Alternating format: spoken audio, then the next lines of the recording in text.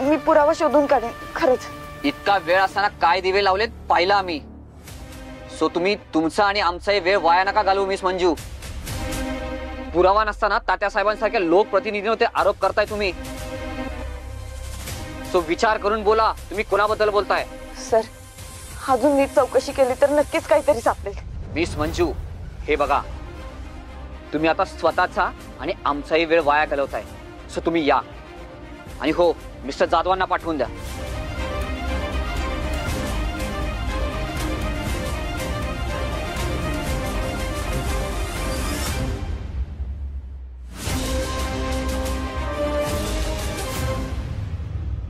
Sir, हे अधिकारी आपलीच शाळा घ्यायच्या उद्देशाने आलेत. आपल्या चुका काढून दाखवतात. हो सर, या प्रकरणात आपल्यालाच अडकवतायत ते. हो, दिसतंय तरी तसंच. त्यांच्या तपासाची दिशा ठरलेली आहे. आपण चूक आहोत हे त्यांनी आधीच ठरवलंय आणि चौकशी फक्त दिखाव्यासाठी करतायत ते. जाधव साहेब, तुम्हाला बोलवले आहेत.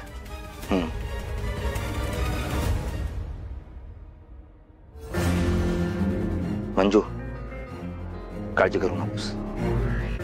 मी आहे ना, होईल सगळं ठीक.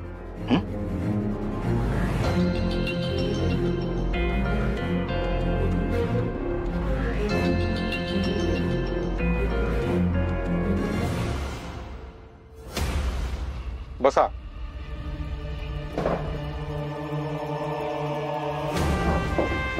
बोला.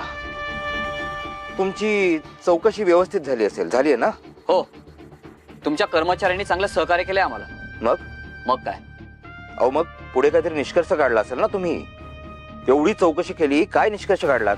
हे बघा मिस्टर जाधव, काही त्रुटी आहेत, पण त्यासाठी तुमच्या कार्यक्षमतेवरती प्रश्नचिन्ह उभं केलं जाईल असं काही नाहीये.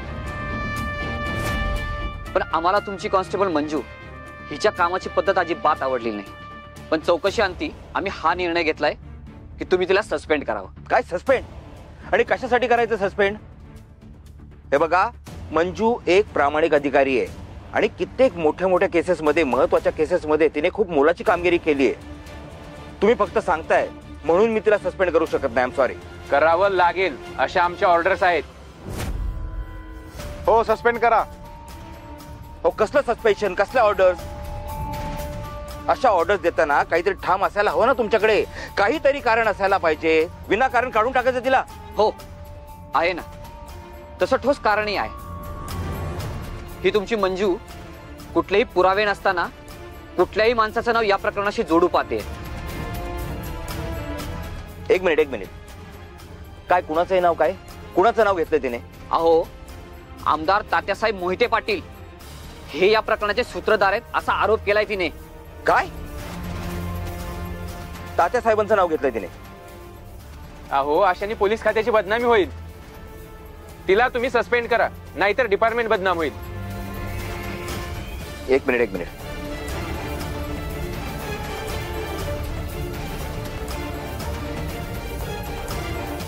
आय एम सॉरी, पण विथ ड्यू रिस्पेक्ट मी मंजूला काढू शकत नाही. अहो, पर्सनली ओळखतो मी तिला. खूप प्रामाणिक आहे ते. आणि अशी काही कारवाई करायच्या आधी मला वाटतं मी तिच्याशी बोललं पाहिजे, तिचं मत ऐकून घेतलं पाहिजे. पण डोंट वरी, मी बोलतो तिच्याशी. हे बघा मिस्टर जाधव, आम्ही ऑलरेडी बोललोय त्यांच्याशी. सो तुम्ही त्यांना सस्पेंड करा.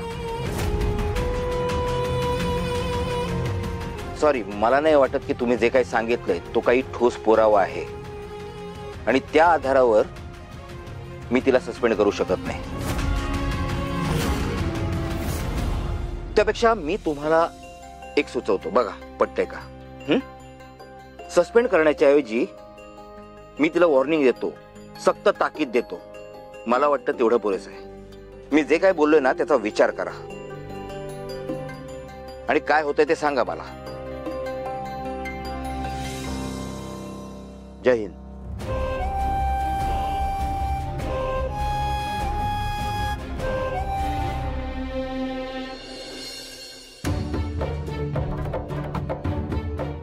निदान विसर्जनाच्या दिवशी तरी बाप्पाचं दर्शन घेता आलं. किती बी राग केला तरी माझ्या मनात बी पप्पाचं दर्शन न घेतल्याची सल होतीस. पण पप्पांनी केलेल्या आयडियामुळे ती दूर झाली. बाप्पा असाच आशीर्वाद राहतोय तुझा. मी आणि वाघमारे लय खडतर वाटेवरून चालतोय. आम्हाला यावरून चालायची शक्ती दे आणि पुढे जे होईल ते चांगलंच होईल. सत्या, हे बघ, तू सांगितलं तसं प्रभागात गेलो. खराब रस्ते आणि विजेच्या खांबाची दुरुस्तीसाठी सगळ्या लोकांचे अर्ज घेतले. आता हा सगळा गड्डा घेऊन जातो नगरपालिकेत, त्यांच्या टेबलावर मांडतो. कशी दखल घेत नाहीत बघतोच आता. एक नंबर काम केलंस बघ. आता बरोबर लक्ष देतील. आणि जरी लक्ष नाही दिलं ना तर मी त्यांना लक्ष द्यायला लावतो. ओके, जातो ते बरोबर येऊ.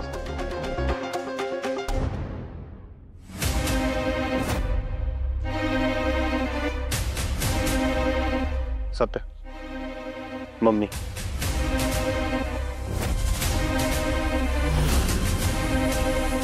बलम्या बाहेर जा, मला सत्याशी बोलायचंय.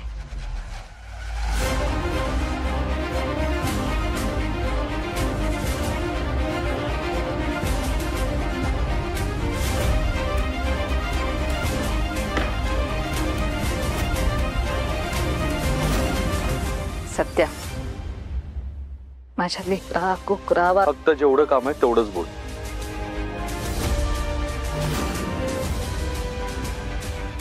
सत्य, कसा आहेस तू? तब्येत बरी आहे ना तुझी? नव्या घरात रमलास ना?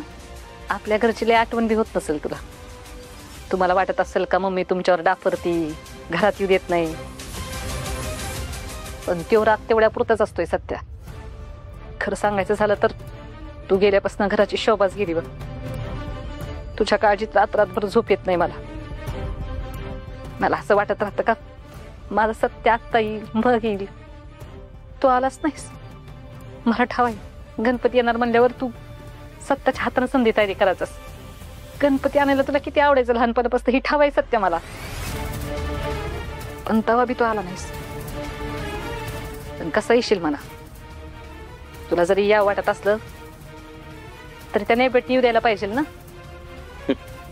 त्या काल आलेल्या पुरीनं तुझ्यावर काय जादू केली काय माहिती. तिच्यासाठी स्वतःच्या आईला दूर केलंस. कधी कधी तर असं वाटतंय का काहीतरी भावन जीव जावा त्या नैवेद्यचा, म्हणजे एकदाच घर शापातून मुक्त होईल तिथे. मम्मी, शेवटी जे तुझ्या मनात आहे ते तोंडावर आलंच ना. अगं त्यांचा राग करतेस ते ठीक आहे, पण एवढा त्यांचा जीव कसा जावा याचा विचार करतेस तू? अगं कधीतरी वाघमाऱ्यांसारखं मोठ्या मनानं वाघ. तू त्यांच्या बरोबर असं वागतेस. तरी बी त्यांनी स्वतःच्या हाताने प्रसाद बनवून आणला होता आणि तू काय केलंस? तुझ्या कुचक्या स्वभावाप्रमाणेच वागलीस ना. सगळा प्रसाद फेकून दिलास. हा, दिला फेकून.